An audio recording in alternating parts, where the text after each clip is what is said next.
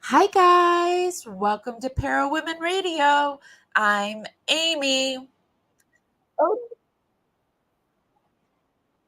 Odinism is a term used to describe a modern pagan religion known as heathenry.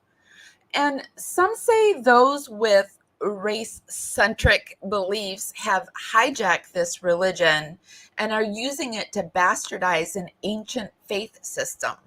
The term Odinism has been prominently featured in the Delphi case, from guards wearing patches that read literally, "In Odin we trust," to Richard Allen alleging that those same guards coerced him into confessing to the slayings of Libby German and Abby Williams while on the phone with his wife as he was using the prison phone system. The two girls had gone out for a day of fun, only to be found unalived and posed strangely in a farmer's field the following day. And my question is, were they ritually sacrificed in a white supremacist pagan ceremony? Really? I don't know. We're going to find out. I'm going to roll some credits while I wait for the rest of the Sunday crew to roll in. Special shout out to my replay crew and Dragonflies. How's spooky season been treating you? Did you get your candy and are you all ready to go for Halloween? I'm not really sure if we get trick or treaters here, so we'll see. Me. Strange Days. I'm Amy. And I'm Shannon. Carefully strumming this old guitar, words rolling out into the fire. Never asked why my heart burned blue.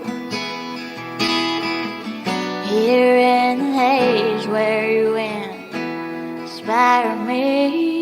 Here in the darkness I hear my cue. Time to find some solitude.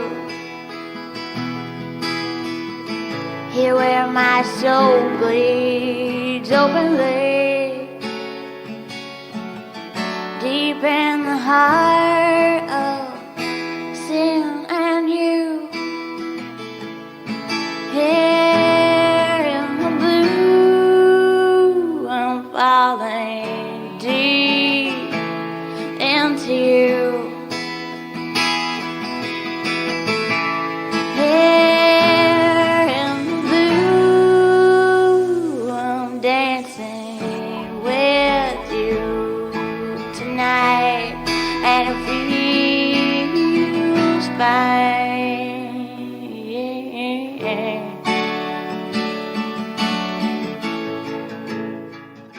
Yes, and it feels fine. It always feels fine. And I'm always grateful in that essence of gratitude when I'm with my power crew. So the Delphi case, I had no idea that it had such a paranormal aspect to it. And I thought that it would be perfect to do on a Sunday night, highly strange days, because we get a little more soulful on Sundays. And so I thought it would be perfect. Before we get going, if we could start that algorithm dance party that I like to do, just start warming up your fingers and dancing them right up to the hearts and thumbs up button. We're coming to you today on Facebook, YouTube, and Twitch. Hi, guys. How's everyone doing? Um, so, have you heard of the Delphi case, and have you heard of the whole Odinism pagan type religion that's being used or trying to be used as a defense in the case? Richard Allen's defense team is trying to bring in, and I guess this is why I love watching true crime, because I I learned so much, and I didn't know that you couldn't be like, hey, my defense is that, they use it's an Odinistic pagan type thing. They have to go before the court and bring forth this Odinism defense. The same way with watching Sarah Boone, she had to bring forth a defense of a domestic violence defense. And I didn't know that you couldn't just be like, hey, this is my defense, that you had to go in front of the court and be like, hey, I'm going to bring this to you, and can I use it? So that's news to me. But that's happening this week. The trial is going on and should be going on until mid-November, but there's no cameras in the courtroom. So I don't think that it's as popular as other cases right now. Hey, Hollywood. Hey, Heavenly. Hi, everyone. Hi to the replay crew and all my dragonflies and all my people over on Facebook watching me. I see you. Okay, let me get my screen together and away we'll go. How's everyone doing tonight? Good weekend?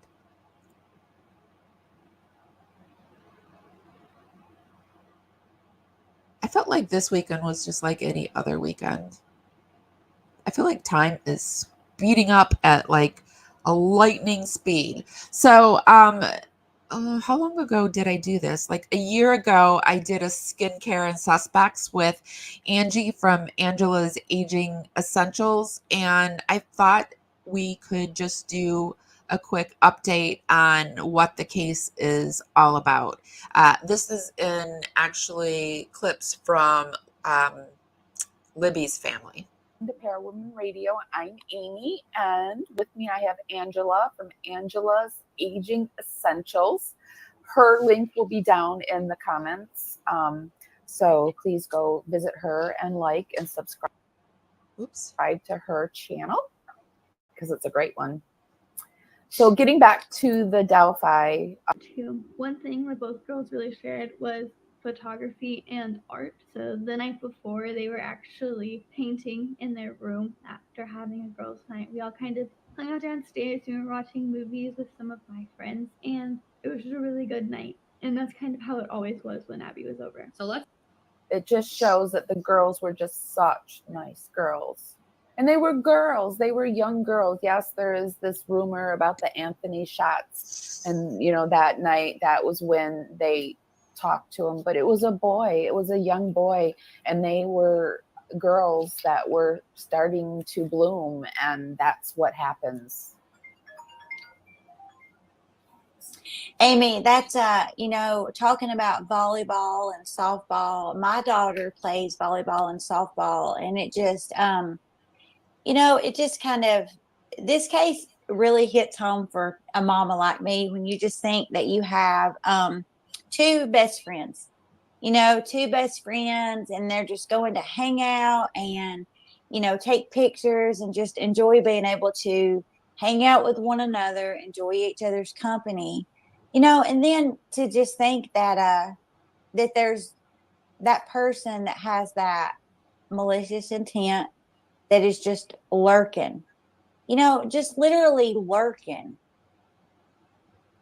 I mean, it makes me, it literally makes the hair on my arm stand up because, I have that daughter and, and you don't want to be that parent.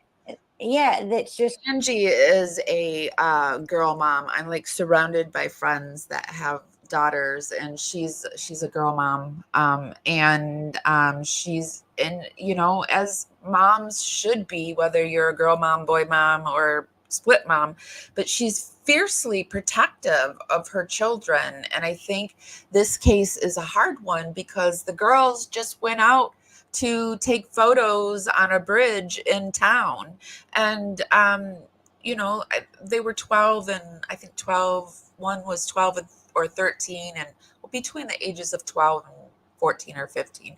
And you should be able to send your kids out, or I guess you can't, in and take pictures, and they had their phones, and they weren't, they were together, the buddy system. It's just really terrifying. It's constantly like, I struggle being a parent because I know the wicked that's in the world, and you don't want to helicopter over your children, but I mean, you're their protectors as well. So it's finding that balance. It's a struggle to find that balance. That's the horror of it all, is that this man is a local man, and it's just like the police officer said in that that conference, that you're hiding in plain sight. He was a freaking pharmacist assistant. Yeah, I know. And I always tell my husband, it's just So he was a local pharmacist assistant, and I just find it really strange that with the release of the footage, nobody recognized him. This was a clip that I did from the live, so this might have been I might have done this a year and a half ago. But yeah, it's a battle. It's an everyday battle when you are a parent with what do you do? So that day, I dropped the girls off at around 1:30. no, this is her sister talking about what happened prior to what happened that day. 5. I watched Libby walk away after telling her I loved her. She said it back, and I made sure they both had sweatshirts. So they continued to walk, and I drove away. At 2:07, Libby posted a picture of Abby on Snapchat of her on the bridge. And then she also saved a video of a man walking towards them. At that point, the girls are out and about, and they sense something awry, and Liberty had the sense of mind to take that video that we just saw. So let's talk about your next stoner that you have. Okay. Okay. Really So what we do here, and it's gotten better. This was the first few episodes, but we talk about a case, and then we pop over and we talk about skincare, and we go back and forth talking about the two things. But let's keep going, and let's go into I wanted you to know a little bit about the case. And let's go into Odinism and the Delphi case. And here I have an article from the Independent. What is Odinism?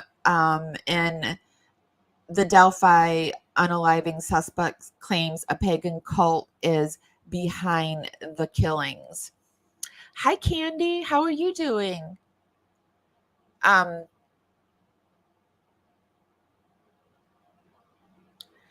Richard Allen's attorneys claim that there were possible Odinism signatures left behind at the crime scene where Libby German and Abby Williams were found unalived.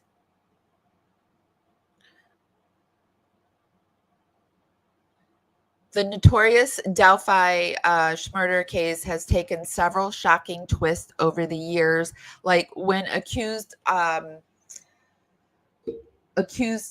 Richard Allen made a bombshell claim about the unalivings of teenager Libby German and Abby Williams. Now, we don't always read everything or watch everything in its entirety, but I will put everything down in the YouTube show notes, the links, and you can get them from there. YouTube makes it so I have to change certain words, or it marks my live as inappropriate, or not, it just takes it out of the algorithm. So I have to change certain words, and so I just wanted to let you know about that, because sometimes I've been getting some comments about it, and that's why. Hopefully maybe when I have bigger sponsorships, I'll be able to just say the M word and the K word and just let it rip. but right now I can't. In court documents released last year, the then 50-year-old local man maintained his innocence of the 2017 unalivings and instead claimed that the murders were carried out by a pagan cult hijacked by white nationalists. Members of a pagan Norse religion called Odinism, hijacked by white nationalists, ritualistically sacrificed Abby Williams and Liberty German, his attorney wrote in documents seen by The Independent. And it's very interesting to note that he has an attorney that is no longer on the case, and I don't know why, but he still believes that this Odinism has hijacked the case. And Richard Allen, a lot of people think that Richard Allen is involved, but he's not the guy on the bridge. A lot of people think that he's not involved. They're going by, I assume that he's the guy on the bridge. And we have a little bit on that to show what people are thinking. But in looking at this Odinite, Odinic Rite. The Odinic Rite is a Reconstructionist religion organization named after the god Odin. It conceives itself as a folkish heathen movement concerned with German paganism, mythology, folklore, and runes as a white supremacist organization. The Odinic Rite limits memberships to white individuals holding the belief in heathenry as the ancestral religion of the Indo-European race.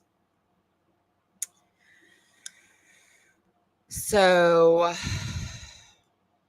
that is what he is saying is happening. Let's keep going. I want to actually see a woman who is saying that, well, actually, I want you to see what his lawyers are saying. This is Richard Allen's ex-attorney talking about Odinism, Sacrafice in this case. In contempt. These prosecutors say that Allen's newly reappointed attorneys, Brad Rosie and Andrew Baldwin, have violated the court's gag order and were grossly negligent for being at fault for crime scene photos being leaked to the public, which the state says has caused irreparable harm to the victims' families. In their motion, prosecutors allege the press release and the 2 occasions of leaked information show a trend by defense counsel of not being completely honest with the court, violating the court's gag order set in place to protect the integrity of the case and failing to comply with the protective order put in place to protect the discovery in this case. Well, now we're hearing from one of Richard Allen's former attorneys in a Court TV exclusive interview. Public defender William Labredo stepped down as counsel earlier this month after the state Supreme Court decision, and he's therefore no longer bound by the gag order. Court TV documentary producer Barbara McDonald was the only person that he spoke to, and she is on the couch with me this morning. A wonderful journalist you are, and really, I like to say you are our in-house expert on the Delphi cases. This is something you have researched, written about, done interviews on for many, many years. So this is really quite a feather in your cap that he's talking exclusively to you, Barbara. Tell us what was the most stunning thing to you that he shared, please. I think how emphatic he is in his belief that Richard Allen is innocent, not just not guilty, but that he's innocent of these charges and not involved at all, according to Bill Labredo. That was a bit surprising to me, and I pushed back on that a bit. Like, you're a defense attorney, that's your job, right? To say that. And he said he has handled murder cases. He's handled probably 100 murder cases in his career. And he says he doesn't say that very often. And he's never felt as strongly about a client's innocence as he does in this case. Wow, Barbara, that says something. It really does. And the fact that you pushed him too, and you were like, well, you're not just saying your client's not guilty. You actually really believe that he's not guilty. And he even used the word innocent with you, not innocent. Step beyond. Yes, 100% innocent is what he said. Wow. We also talked about a lot of other things connected to the case, including the theory of Odinism that was floated by the original defense team. They've now been reinstated. But they said in some of their filings that they believe that white supremacist members of this Odinistic cult are responsible for the murders. And I asked him about that. And here's a little bit of what he had to say. I thought it was hocus pocus. I honestly didn't, I never heard of it. And the more I got into it, that's a real thing. It is a real thing, and it's scary. In what way? Well, I believe they sacrificed a girl and killed another one. Some of the people that live in Delphi were very, very brazen about their Odinistic beliefs on their Facebook pages and other social media accounts, including the sergeant who was in charge of keeping Mr. Allen safe in Westville. You described one of those officers that's mentioned in one of Rosie and Baldwin's filings, Sergeant Jones, who was wearing patches that said, "In Odin we trust," on his. When I first heard about these police officers wearing these patches, I thought, surely not. Like, I'm sure this is just like rumors. Surely they're not walking around with their own patches on their uniform. I mean, Christians don't walk around with the Christian patch on their uniform, and Jewish people don't walk around with the Jewish. I mean, it just seems very strange to me. His Department of Corrections uniform. Yep. The judge ordered the warden to make them stop. And then what did you notice? That Mr. Jones had it tattooed under his right eye. From the best we can tell, it looks a lot like Odin's spear. And he had several tattoos on his forearms, including the interlocking triangles that are on his Facebook post. I got to give credit to Mr. Rosie and Mr. Baldwin that, they picked up on that. We saw him, and, confinement officers at the Allen County Jail aren't even allowed to have facial hair, let alone facial tattoos. I was a little miffed that the warden allowed that, or, he even knew what it was. That was one of the things that surprised me too, is that it was the same guard, according to Bill Libredo, that had the patch, was told to stop wearing it, and then comes to work with the tattoo under his eye. Oh, Barbara, as I'm watching that, and my jaw dropped.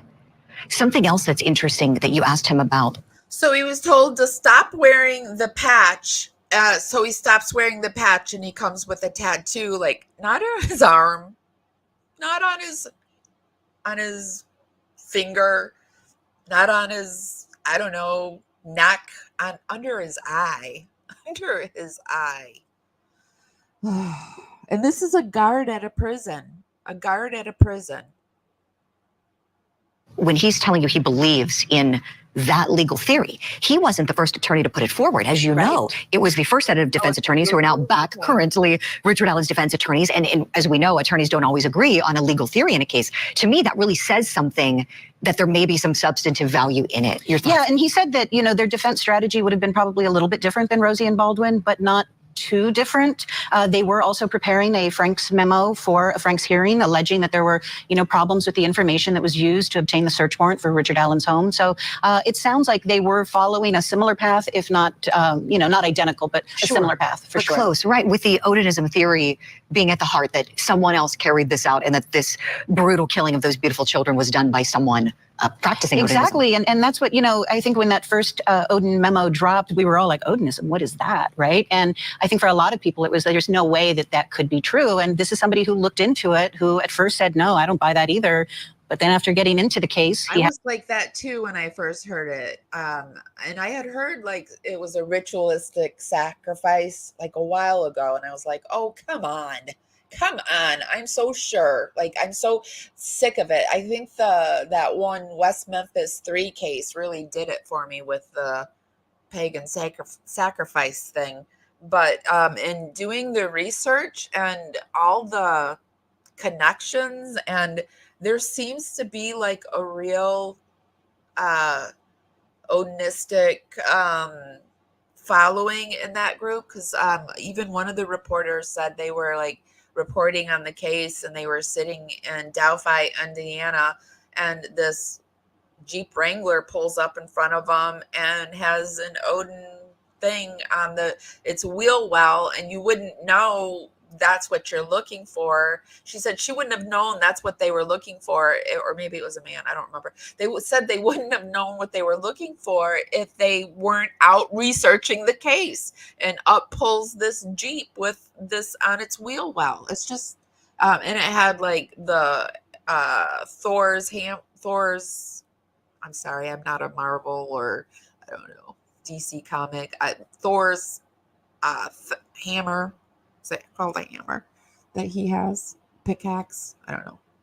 That thing on the back of it. Had it for 79 days as lead counsel, and he says there's something there. Wow. Barbara, I know that obviously as an attorney, any communications he had with Richard Allen, as you know, are privileged, but he can certainly describe, how he was doing in jail or what he saw. The appearance, I know, has been so stunning to so many people, the dramatic weight loss. Tell us what he shared with you about that. He said that he is improving some mentally and physically, but that it is still very difficult for him. He dropped from 206 pounds at his arrest to about 122 pounds at his lowest. He says he's still probably in the 130 to 140 range, so definitely much lower than what he had been. He described him as calm, very soft-spoken, very engaged in his defense, and very kind and appreciative to the people working on his defense. Wow. It sounds like even though there was so much disruption and we saw such a bitter legal battle playing out all the way up to the state Supreme Court, you were there, watching things. Even though that all happened, it seems that there was so much civility among these lawyers who were appointed for a brief time and then have left. It seems like there's no animosity, is there, between them and the original attorneys? Yeah, he had high praise. He said if there's anything he can do to benefit them and their case, he's happy to take part in that. He feels that Richard Allen is in very capable hands, even though he would have liked to have stayed on the case. He said it's very rare that you get a high-profile case where you really believe your client is innocent, and that's where he was. But he says really deteriorated in that prison too. He's gone downhill. I don't know if I believe it or not. I have to do more research, but we are going to start looking at this case a little bit more. So what do you guys think? Has anyone been following this case? Do you feel that he's guilty as sin and this is just an excuse, or do you think it's like highly suspect, or what are you thinking? He absolutely is willing to do whatever he can. I know that, legality-wise, it's a little dicey now at this point, but he wants to see Richard Allen get a fair trial. And he also believes that Judge Fran Gull is the secret to that fair trial. He thinks she's the right judge for this case. And now she's been appointed is it the chief judge in her division, Barbara? Wow. So, which is a huge nod. If you've got a fair judge, if you feel you've got a good judge, then, and I think they moved, didn't they change locations? I don't know that for sure, but seems like they would have had to have. I don't think he could get a fair trial in Delphi. From her colleagues. I mean, that must say so much about her. He said she's one of the most qualified judges he's ever worked with. He's been arguing before her for 2 decades or more, and says she's absolutely the judge who's going to ensure that Richard Allen gets a fair trial, which is what he says he wants. He's innocent, Candy. Yeah, I'm starting to get that weird feeling in my stomach, like maybe he is. I don't know for sure. Hey, Tony, how are you? I just love your pumpkin. Yes, and he certainly has that right, as you know. Barbara McDonald, I can't wait to see all of your interview. Thank you for the closing preview. Arguments. Yes. And then there's also going to be a story going up on courttv.com with some more information from my... So in going on, I wanted to also show you in that interview, there is a woman that comes on, and she is actually an Odinist, and or she follows Odin, and she's up in arms about the religion being hijacked. Now, this information can be really difficult to digest if you have no idea what this attorney is explaining. Lauren Crow, you are an expert in Odinism. How do you describe it to people who have never even heard the term? Odinism is a religious gang. Essentially, it was in the United States. Odinism was primarily founded by a woman named Elsa Christensen, who wanted to use Norse pagan flavorings to have a quote-unquote religion. Okay, I think I might be wrong about who this woman is, and I mixed it up, but I'm going to continue to play it. She gives a good description on what this is. Religious group that could meet in prisons in Florida. And something I do want to clear up, because I think this is very important. Not everyone who believes in Odin is an Odinist. I would argue that Odinists are such a small percentage. As a which is what you call someone who worships the Norse or Germanic gods. I worship Odin. And some of the tattoos he presented, like the one he said was under that guard's eye, that is not a spear. That's called the Web of Weird. Has nothing to do with Odin. Has to do with another god, a group of goddesses called the Norns, and it's all about understanding your place in the world, your fate. It has nothing to do with Odin. The interlocking triangles, once again, are called a Vegasphere. That's the thing he was talking about on the back of someone's Jeep. The interlocking triangles are called a Volknot. They are also a symbol of strength in a warrior. Warriors often put them on as a means to mark themselves as strong and a warrior and someone who's working for good in the world. Are there bad people who use these symbols? Absolutely. Does the Westboro Baptist Church reflect what every Christian does? So I find it highly disturbing that we're going to lump every person, and I've reviewed all these documents, I've looked at these Facebooks. Fact of the matter is, I know what an Odinist is. There were probably Odinists in that prison because Odinist is a prison gang, is a prison religion. But the guys who they're talking about in Delphi, they're Ossetry or heathen, which is completely different. It's about like saying, oh, well, this group of Methodists did this crime, so let's go arrest the Baptists down the street and the Catholics. I think a lot of people mistake that it's a religion with very varied beliefs, lots of sects. I mean, we're like every other religion. We disagree and we split off. People disagree about all kinds of things. But the important thing to remember is Odinism is a very small sect. It is very racist. It's very violent because it's a prison gang, and that's how prisons operate. And so having spoken with people who work we have a program called InReach where we actually work with prisoners. We're working in 125 prisons and jails and facilities right now in the United States. And none of them have ever heard of an Odinist guard. And in fact, these guards were heathen. They were not Odinists. They were the opposite of Odinists. They were people who were pro-LGBT, who were anti-racist. Now, you get a lot of this, and I'm just wondering if this is a plant, because how strange is it that they have a thing on their shoulder that says, "In Odin we trust," but the two triangle thing is heathenistic something else. It just seems strange to me. Very strange indeed. And in moving on, here we have Odinism has come up in motions. She mentioned the motion documents in the Delphi trial, and I thought we could look at the documents. Here they talk a little bit more about who is Odin. More than 2,000, 3,000 years ago, Odin is believed to be one of hundreds or even thousands of gods worshipped by Nordic people before the advent of Christianity. In an interview with the Lafayette Journal and Courier, Scott Meller, a professor in German, Nordic, and Slavic Scandinavian studies at the University of Wisconsin, discussed references to Odin in text. Early references depict Odin as a god of commerce, but increasingly associated with war and then with death.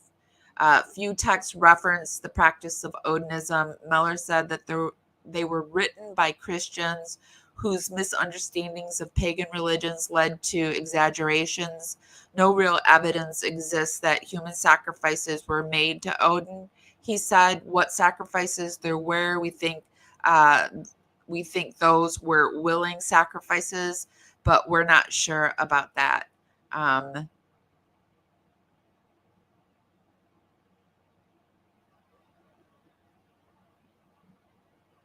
Here is one of the officer. No, that's the officer from the Delphi case that did the press conference.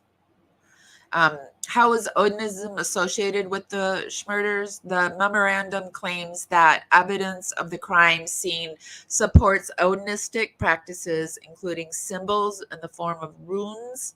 These runes were formed with sticks, fashioned with tree branches, and painted using the blood of Liberty German, the memorandum said, and I do believe they think that, like, if this is true, that Liberty was the sacrificed one, and then Abby was just, because she was there, had to be unalived. Clues to the Odinism unalivings included sticks placed over Abby and Libby's bodies at the crime scene to form Germanic letters associated with Odinism, a letter painted on a tree with Libby's blood, and faux antlers created with sticks and branches placed above Abby's head, according to the memorandum. Additionally, some of the branches had been pre-cut with a power saw, suggesting they were prepared before the unalivings, according to the memorandum.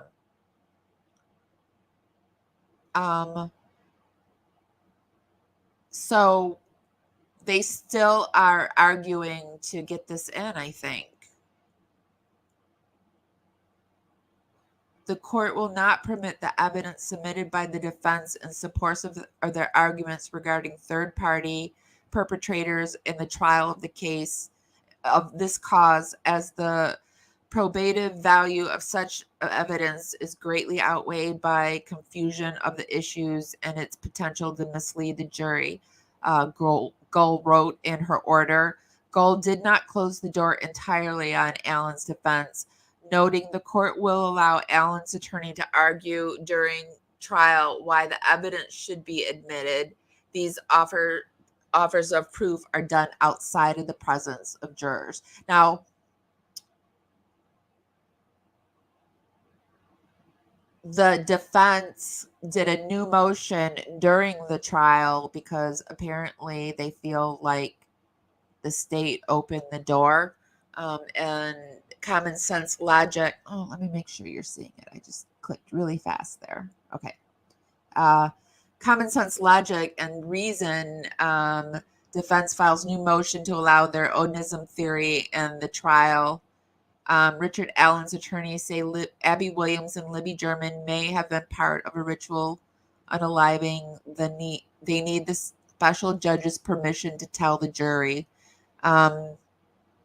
They're citing testimony from the state's witnesses as they argue to allow the Odinism theory in the Delphi trial. Abby Williams and Libby German were found unalived on February 14th, 2017.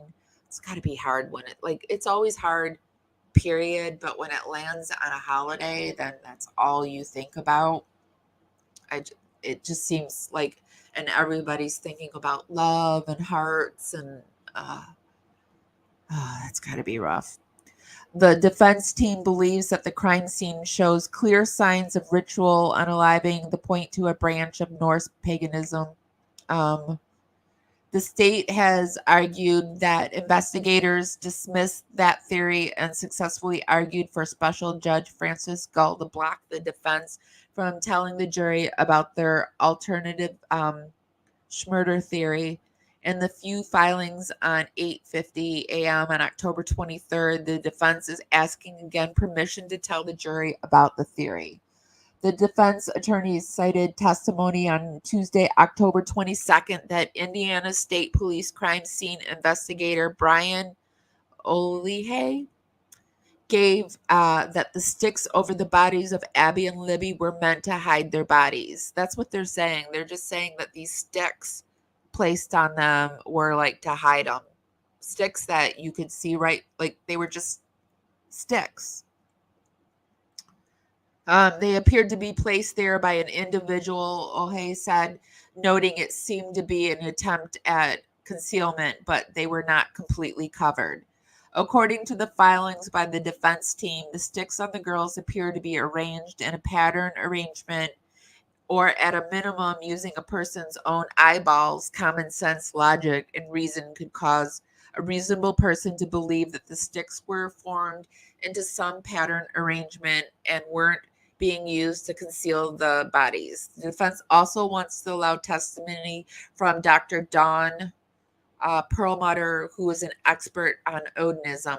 The attorney argues that blocking the Odinism theory and explanation would violate Allen's constitutional right to provide alternative explanations to the ones that the state plans to present in the case. What do you guys think? Do you think he should be able to present this in his case? I 100% think he should be able to present this in his case. And it seems alarming to me that the state is trying to prevent it.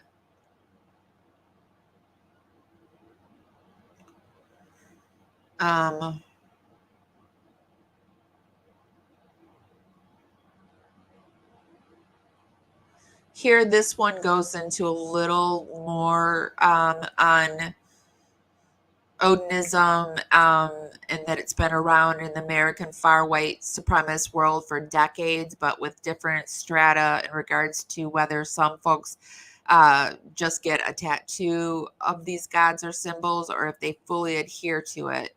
In the early 2000s in Indiana, a racist skinhead group called the Then Leonard's Social Group, who identified as Odinists, formed in Indiana. The group that grew to be one of the largest and most hardcore racist skinhead groups in the country. I wonder if I'm allowed to say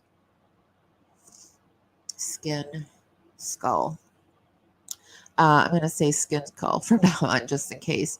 But by the mid 2010s, memberships had largely filtered out. Still, others remain entrenched in the state's prison system. Odinism is fairly common among white supremacist prison gang members in Indiana. You've got two large gangs, the Indiana Aryan Brotherhood and the Saxon Knights, presented in the Indiana prison system. It gets a little complicated because religious groups in prison can get certain privileges like meetings, and so forth. And so some people claim to be of a particular religion without necessarily wholeheartedly believing in it. We need to get Cowboy RC in on this one, I think, if I do future ones. He reiterated not all Norse paganists are white supremacists. I think that's really important to note that Norse paganists, not all of them are supremacists. In fact, I remember having some runes, a bag of runes when I was in college, and I in no way relate to people who think that a certain race is superior. So it must be really upsetting to the people that are just trying to have a spiritual religious experience. There is a all-white church they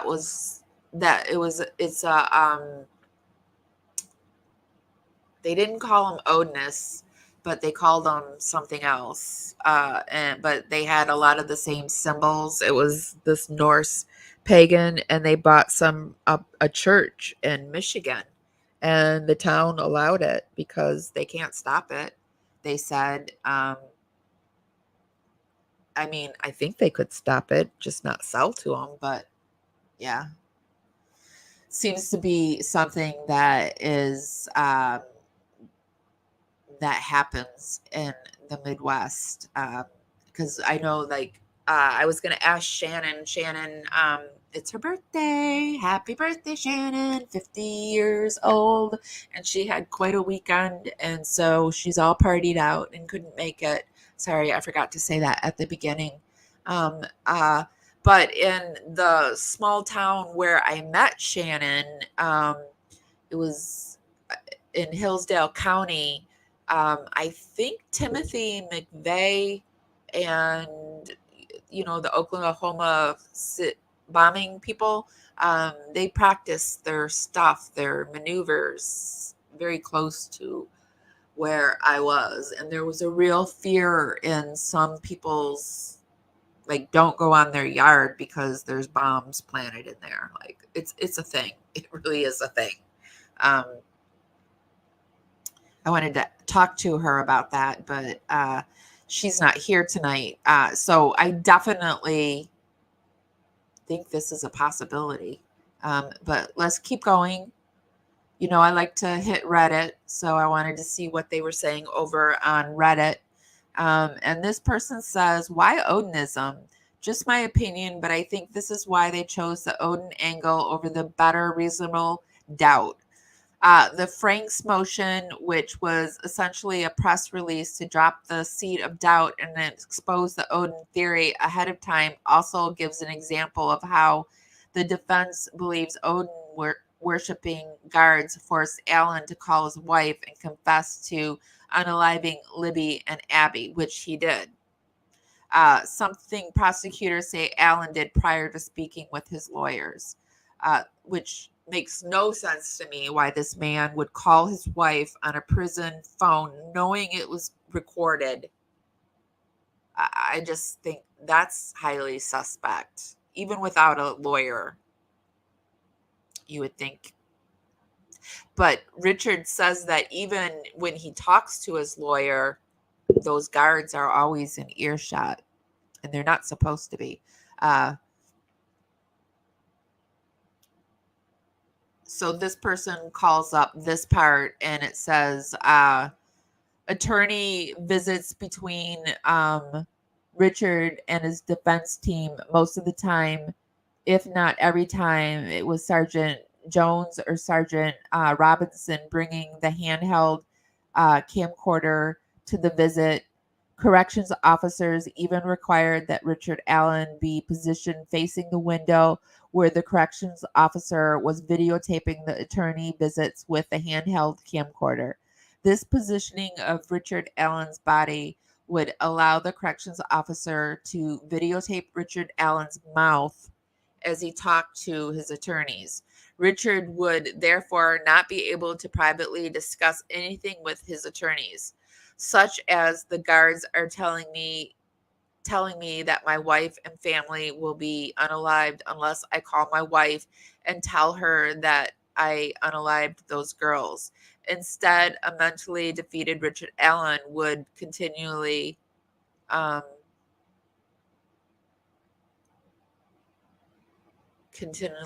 it's blacked out, visit these type of general questions. Is my wife alive? Is my family alive? Is my wife safe? Is my family safe? At one such meeting with attorney Richard Allen mumbled in a somewhat incoherent fashion that Odinites were threatening him. It would be important to know that Richard Allen's defense team had never mentioned the word Odinites or Odinism, or informed Richard Allen that evidence suggests that Odinists unalived Abby and Libby until August 25th, 2023, when his defense team, in the presence of his wife, who was visiting with Rick in his prison, first discovered the exploratory Odin-related, I can't say that, exculpatory Odin-related evidence to Rick. Rick's defense team felt that having him remain unaware would hopefully keep Rick a bit safer. Due to Rick's weakened mental state and the concern that he might unwittingly discuss his attorney's strategy to Sergeant Williams and Sergeant Robinson, Rick's attorneys opted to not discuss Odinism with their client out of fear that Sergeant Robinson and Sergeant Jones would then be on the alert that Richard's defense team was aware. Wow. Wow. I can't. If this is true, wow. But I keep saying that our prisons, we need an overhaul. We need an overhaul of everything. After seeing the Diddy case, like everything's going in the crapper. Like I don't know how society is going to make it through all of this, but if we overhauled, but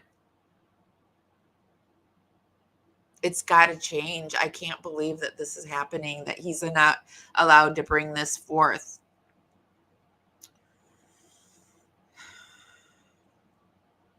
Okay, let's keep going.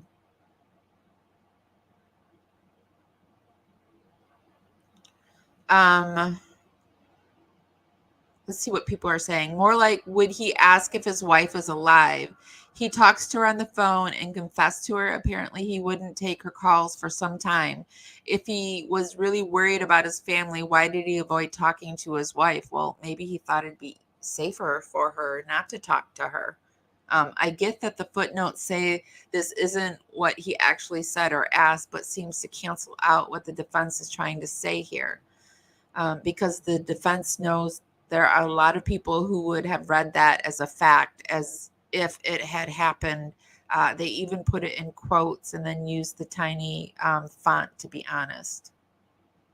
Let me read. I think I missed the footnotes. Hold on. The footnotes are,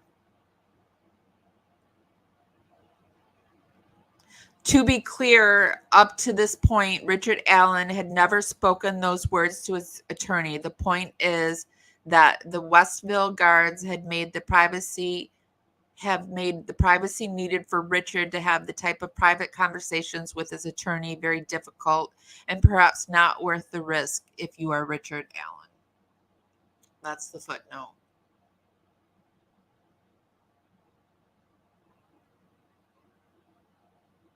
What do you guys think? How are you guys feeling about this? Do you feel like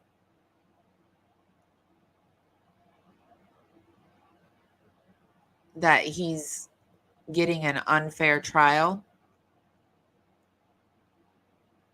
Well, I'm going to go into the other side of the case and show you what people who are saying that this Odinist thing is just a bunch of hogwash. To Mr. Baldwin, Mr. There Rosen. is a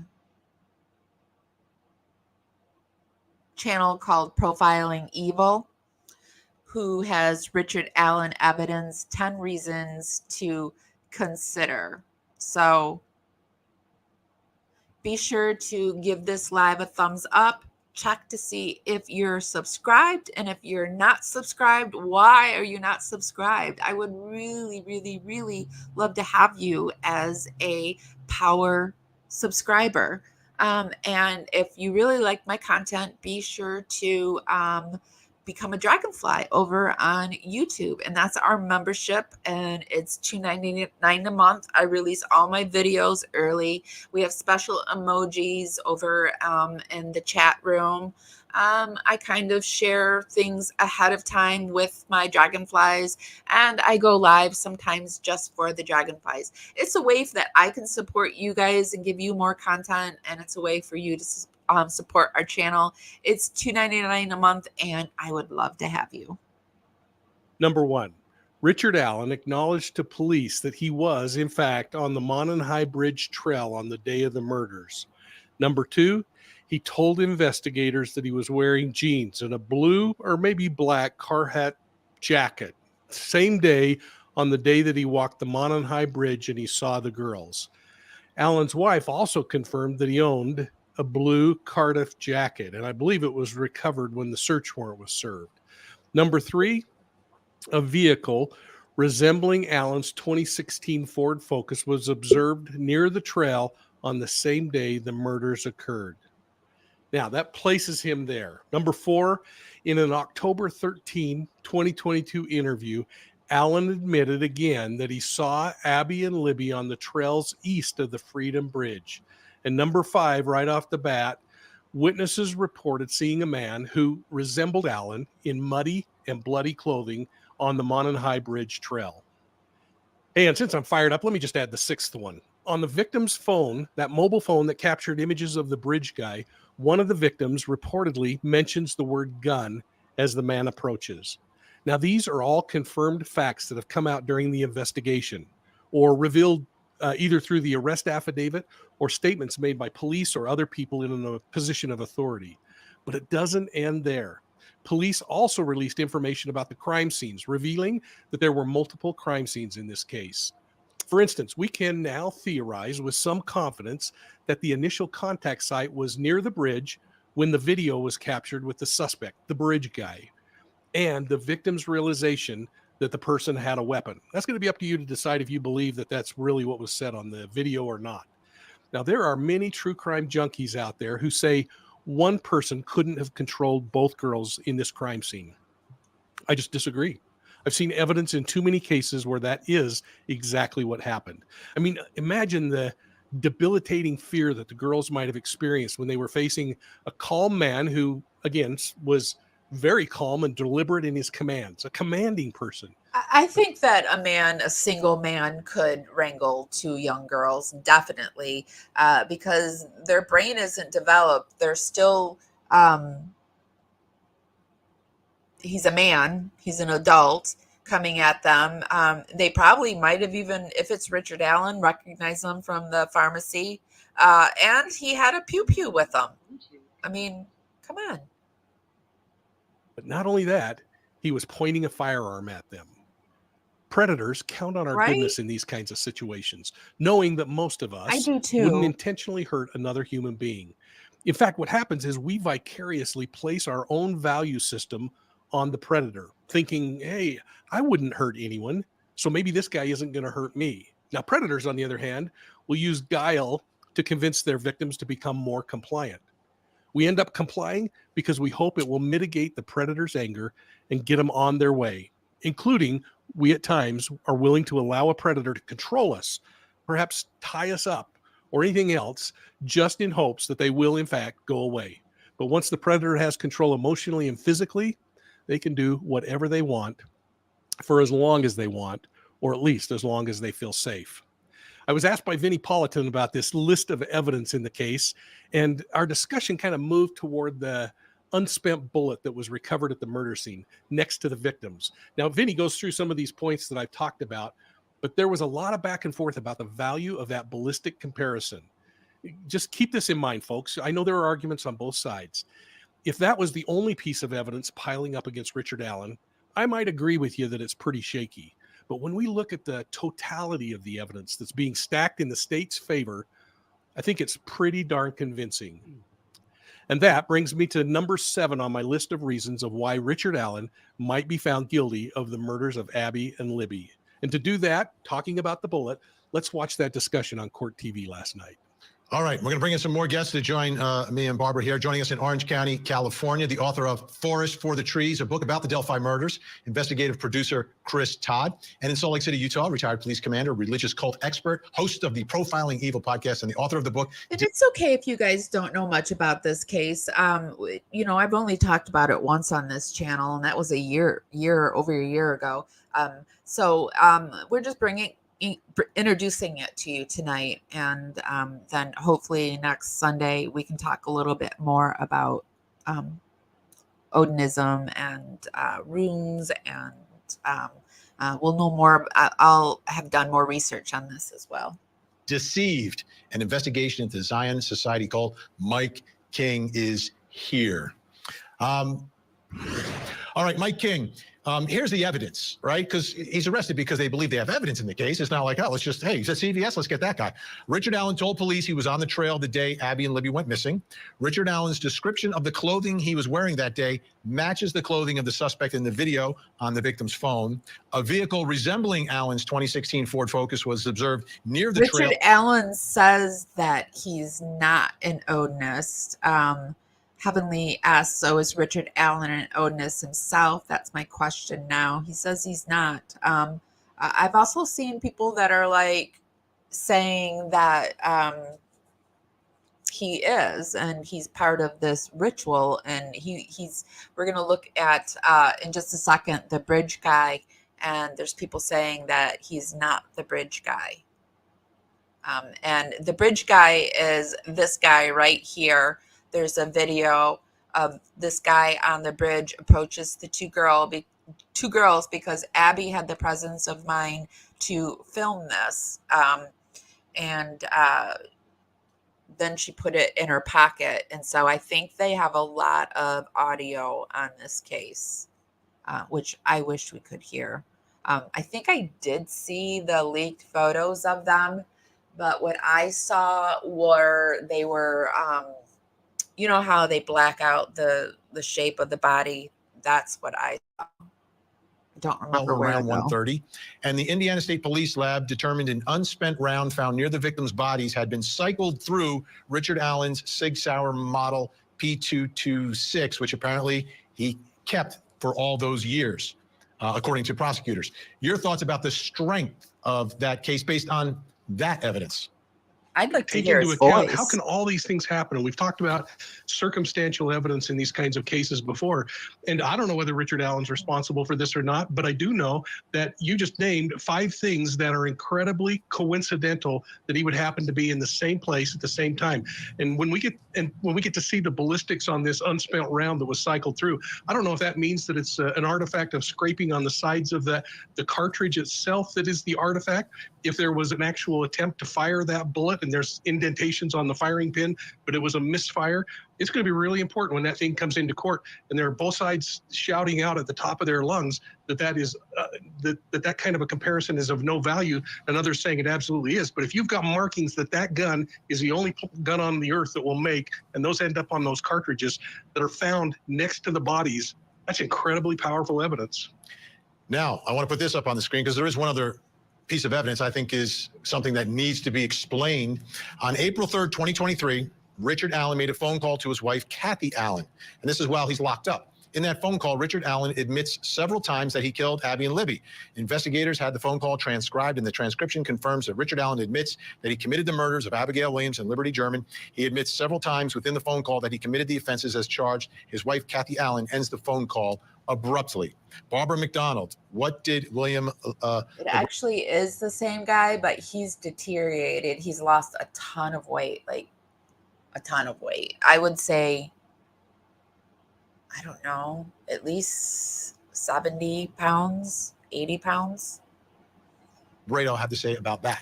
He said he has a lot of questions about it, that his understanding is it was basically one sentence that Richard spoke, this confession, so not a lot of detail provided in that confession. This is what he looked like when he was arrested. He has very full face. And he says that Richard Allen was receiving medication while he's in prison, both shots and pills. He doesn't know what those medications were. He tried to find out.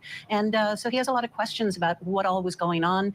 He also says false confessions are a real thing, especially when people are subjected to very harsh prison conditions. Yeah, the one thing about the false confession in this case, though, that... But that's the thing, like, then the West Memphis 3, there was a lot of quinkydinks in that case, too. And they're out on an Alfred, and most of them think that, you know, they're innocent. So I think that there are coincidences in life. I used to think that there weren't quinkydinks, but I think there are. But with so many, I don't know. I just think maybe he was involved. But let's move on. I want to show you Bridge Guy. I want to talk about the Bridge Guy.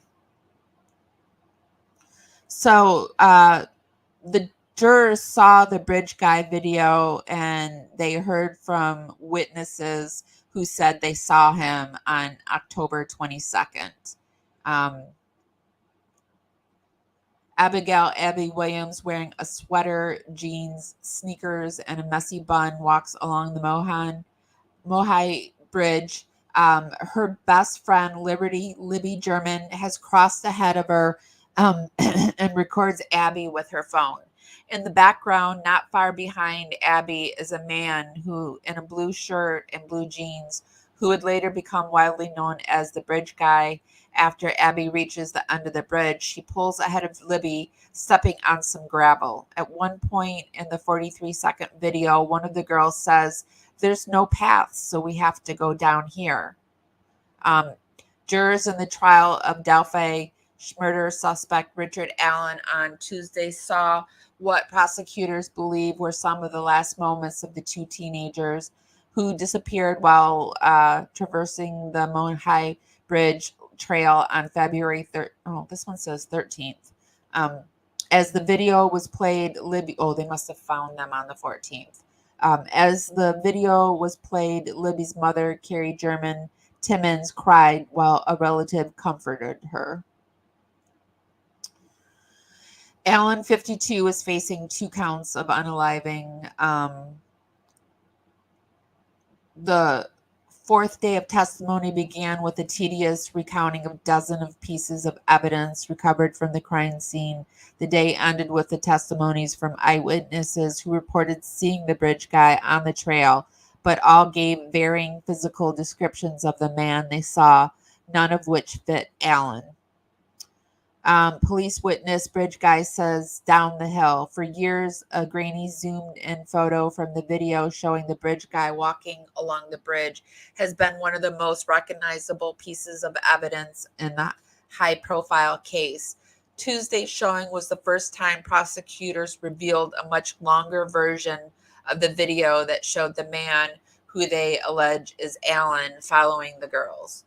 Allen's defense team had previously sought to block testimony as to the words and sounds allegedly contained in the video. On Tuesday, the video with enhanced audio was played in court, and the defense attempted to keep a prosecution witness from saying that he believed the man said in the clip before jurors had heard the video. But the witness, an Indiana State Police System administrator, let the words down the hill slip prematurely. I don't trust these. I just don't trust police officers and courts. And after the audio was played, the state formally asked Chapman what he had heard. My opinion, Jeremy Chapman testifies, is he says down the hill. Witnesses described seeing bridge guy. I waved to him. 3 witnesses on the Mohi Bridge Trail the day Abby and Libby disappeared testified seeing a man that later appeared to be bridge guy. Raleigh Voorhees went to the Mohi Bridge Trail with 3 friends to hike and take pictures. About 2:15 p.m., the friends walked past a man on the west end of the trail where it crosses US 25. Voorhees testified that the man seemed overdressed for the weather. It was an unseasonably warm February day, but the man was dressed in a jacket and a hat. His nose and mouth were covered with what appeared to be a running mask, and he walked with both hands in his pockets. I remember I waved to him and he said hi, and he did not say hi back, and he kind of glared at me a bit. He said he did not seem to be a happy person. After learning about what happened to Abby and Libby, she thought of the unsettling man she saw on the trail. She gave a statement to police on February 15th, 2017, after police released an image of the man who was later called Bridge Guy. I realized that was the man that I had waved at on the trail that did not respond. Brennan Wilbur, who walks with Voorhees, testified the man gave off weird vibes and was walking with kind of a purpose, like he knew where he was going.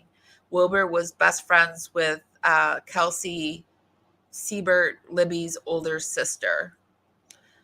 Betsy Blair, who was also on the trail that day. I mean, how ballsy is this that these 2 girls were taken from this trail on a day that, there's all these people walking it. Betsy Blair, who was also on the trail that day, said she saw a man on the wooden tracks standing about 50 feet from where her as she stood near a platform at the beginning of the bridge. When the man turned to look at her, Blair said he looked as if he were expecting to see someone else. He was sort of facing upstream, Blair said, meaning away from where she stood. But when I was there, he turned and seemed like he was looking for someone. Just before 2 p.m. that day, she saw Abby and Libby chatting quietly as they walked toward the bridge. After police released the bridge guy photo, Blair said, I immediately knew that was the guy I had seen on the bridge. So the defense tries to cast a doubt, and the defense attorneys sought to cast doubt on these testimonies of the witnesses who described the man they saw as younger than 40, larger and rather tall. Blair had initially told police the man looked boyish. There was a very young sketch in the very beginning of Bridge Guy. Voorhees, who's 5 feet 7 inches tall, testified the man she saw was taller than her. Allen, who would have been 44 when the girls were unalived, has been described as being 5 foot 4 inches by his defense attorney and 5 feet 5 inches in jail records. Defense attorney Jennifer Auger, who cross-examined Voorhees, pointed to a description she gave police in 2017. Voorhees was able to tell police that the man had dirty blonde hair, even though he was wearing a hat. She had initially told police the man she saw had brown eyes, a wrinkled face, and a square jaw. On the stand, Voorhees said, "I don't know how I could have said that since his face was covered." She then acknowledged that her memory was impaired by the bridge guy photo, and she said she can't recall exactly what she saw that day. Toward the end of the testimony, Voorhees said she was sure about her identification. "I could say with confidence that the person I saw in the photo is the person I walked past," she said. It's crazy how people can change. I don't think eyewitness testimony is good on everybody, because like 3 people saw 3 different people, basically. Defense attorney Andrew Baldwin noted that Wilbur initially told police she stood as high as his upper forearm. She said on Tuesday that at the time, that's what I guessed at. Baldwin also told Blair's initial description of the man as boyish looking, hammering home his point. Baldwin then alluded to Allen. The man on the bridge didn't look like somebody who had been married over 25 years. The prosecutors objected, saying Baldwin was asserting facts instead of questioning the witness. Special Judge Francis Gull sustained the objection, and Baldwin was forced to move on. So that's a little bit of what went on with the bridge. Here we have this man who, Heavenly, one of my mods, thank you so much for tipping me off to this, gave me shocking Delphi trial updates, Richard Allen, Delphi, Indiana. And this guy talks about how it's impossible that Richard was the bridge guy. Anyways, moving right along. Nobody could see the man in the video, and nobody... Sorry. Let me move it back.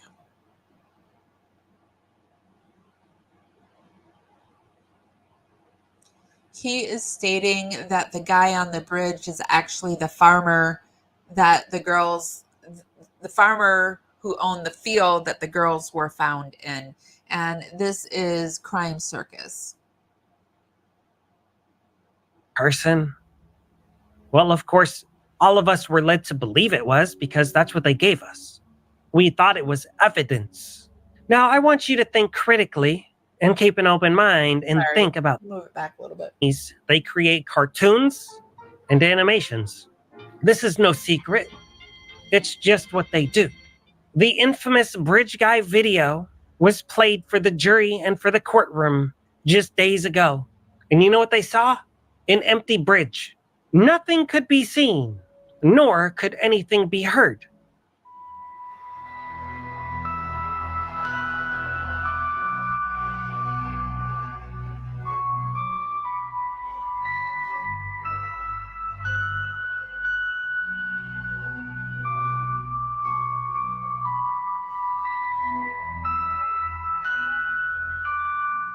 How do you feel about that? Just like I told you a really, really, really long time ago, if you involve animation companies into your investigation, well, my friends have told me you might just get an animation placed in your hands. Do you seriously think the Bridge Guy video is a real person? Well, of course, all of us were led to believe it was, because that's what they gave us. We thought it was evidence. Now, I want you to think critically and keep an open mind and think about this. The girls' bodies were found on Ron Logan's property. Ron Logan did an interview with the local news station prior to the bridge guy footage ever being released. He's wearing his blue jacket, an army hat, his blue jeans, and a big mustache. Shortly afterwards, they released the bridge guy animation for the world to view. You see, whether Ron Logan was involved or not, he was the original suspect, the original patsy, the fall guy, the alleged perpetrator. Law enforcement really thought he did it. So, similar to the magic bullet, they made a magical video. And you know at Disney, it's always magical. You know that's true. I've been to Disney World. Have you? If you have, let me know about your Disney World experience and what your favorite ride is. Once upon a time, I was on the Tower of Terror, and it was absolutely terrifying. And you know that's true. Anyways, let's not get too sidetracked, even though this is about animations, and we're discussing animation companies. Animation companies that work very close to law enforcement. Whether you know that or not, well, it's the truth, and I'm telling you. Because my friends told me. And I like to spread good information. Although I do want you to keep in mind, none of these thoughts or ideas are mine. What? These are all somebody else's idea. Oh my God. So big shout out to them. Now back to this animation. Let's analyze it a little.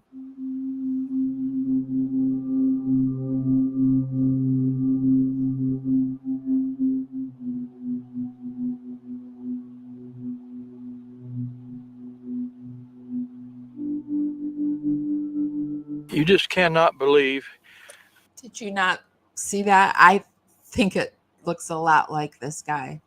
This terrible thing that happened to the community and the families actually happened here on my property, in my backyard, in my backyard, in my backyard. Anyways. Do you think the alleged perpetrator, aka the patsy, the original suspect, would be wearing the exact same outfit on the local news right after the crime? That's crazy. No. No. What is much more likely is the animation company created an animation on the bridge that looked somewhat similar to their alleged perpetrator. It's the exact same jacket, and you know that's true. Also, in an FBI document, they revealed that the perpetrator was over 5'10" tall, and Ron Logan was over 6 feet tall. Richard Allen is the size of a leprechaun. He's 5'4" tall. And don't get it twisted, ladies and gentlemen. I absolutely love short people. You know I do. And once Richard Allen is released, dinner's on me. And he's welcome to Crime Circus for the slumber party anytime he wants. Indefinitely. He'll be treated a lot nicer here than they've treated him in prison.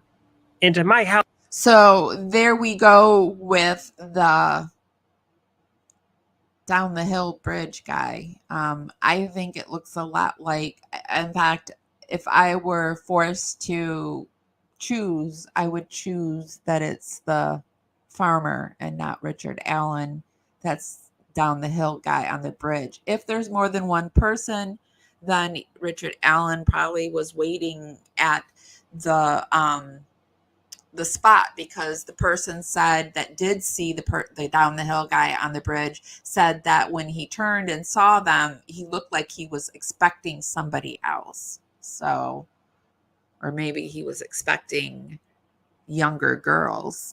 Who knows, right? So I do have, here is a blog, excuse me. Here is a blog that I will include down in the show notes. It has the Delphi case, and it has each day what's been going on. If you're interested in what's happening, since it's not being filmed. So I'm going to put that down in the show notes for you, and you can just go ahead and take a look if you're interested. And I am going to see if I can't get on Cowboy RC. He is an ex-prison sergeant, captain of the guards, and in a prison and he's retired, but he was at a prison in Washington to see how likely this is. Because I'm very curious, and I'm very curious about wearing these patches on your prison uniform. It seems, and that the prison warden knew about it and didn't say take it off. I mean, it's all very strange to me. But then there's all these smoking gun that he is involved, but is he being framed? What the heck is going on? What is going on? What do you guys think? I don't know what to think yet. I have to do more research on it, but I mean, I'm like standing here in the middle where at first I thought for sure he did it. I guess that's why we have trials to, see what's what. You didn't realize the farmer looked like that? Yeah, it's crazy. Jinx, Candy. The other guy's gait looks like him. Richard Allen's gait? Oh, the farmer guy. Yeah. I don't think Shorty's the one on the bridge, if that's really him. Yeah, I don't think it's him on the bridge either. So there lies a huge flaw for me in the state's case. But I mean, I guess they added more time on it, and so it would have been nice to. I wonder if that'll be released after the trial. I bet it will, because it'll be all in evidence, right? Like, I don't know. I don't know how that works. Because usually they can, yeah, I don't know how that works. Does anyone else, or do they release it after the trial's over? Yes, Richard Allen was there the day of the bridge. Yeah, he actually went to the state when he saw that they were missing and whatever. I think he approached the state himself and said, "Hey, I was there." So I don't know. I think that there's a lot of corruption in our political and justice, and so then that would spill over to our religious systems and our school systems. We know Hollywood's going up in fire, like Atlanta's burning. And so yeah, I think it's like maybe a year ago, or maybe even before the Diddy thing, I would have been like, I don't know. Even though I love conspiracies, I'd be like, I don't know. I'm still like, I don't know. But it's like with a eye raised up, more like, I really don't know. Both eyes are like wide now. I really don't know. Okay, guys, this is all I have for tonight. Be sure to give this live a thumbs up. We're also over on Facebook. Did you know that we're over on Facebook? We are over on Facebook, right here. I'm thinking of changing my main page. It is Amy F. Williamson to Parawoman Radio, because we got 5.6 followers there and 1.7K following. So, but we're over there, and yeah, come over and see us over on Facebook. We also have a group that our group was taken over by a scammer, so I'm rebuilding it. So we have a group over on YouTube. This is the group. Come over and say hi and see us, and let's form a community over on Facebook. I would love that. All right, my babies, I love you guys tremendously. Heavenly, thank you so much for modding. I think I saw Chris C in here too. Thank you, Chris C, for, yep, there's Chris C. Thank you, Chrissy. And I appreciate you, and I love you too very much. Hollywood, thank you for being like one of our #1 supporters. Candy McMurdo, thank you so much for being a huge supporter. I think I saw a few other people. If I'm missing you, I'm so sorry. I don't think I missed anyone, but if I did, I'm sorry. Thank you for stopping by. Yeah, give this live a thumbs up, subscribe, and share. And if nobody's told you this today, and even if they have, I'm still going to tell you this. I love you guys so much, and I'll see you next time. Bye, guys. Oh, I don't have my outro video set. You have to hang with me for one more second while I get it. Where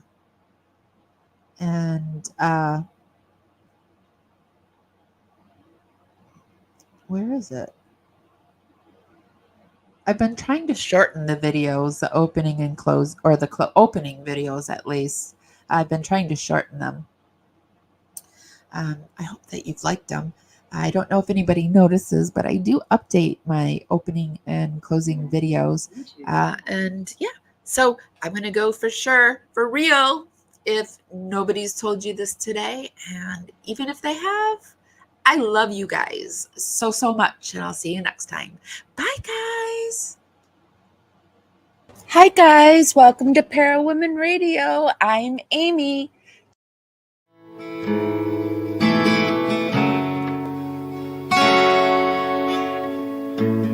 Carefully strumming this old guitar, words rolling out into the fire. Never ask why my heart burned blue. Here in the haze where you inspire me. Here in the darkness I hear my cue. Time to find some solitude. Here where my soul bleeds openly, deep in the heart of sin and you. Here in the blue, I'm falling deep into you. Here in the blue, I'm dancing with you tonight, and it feels fine.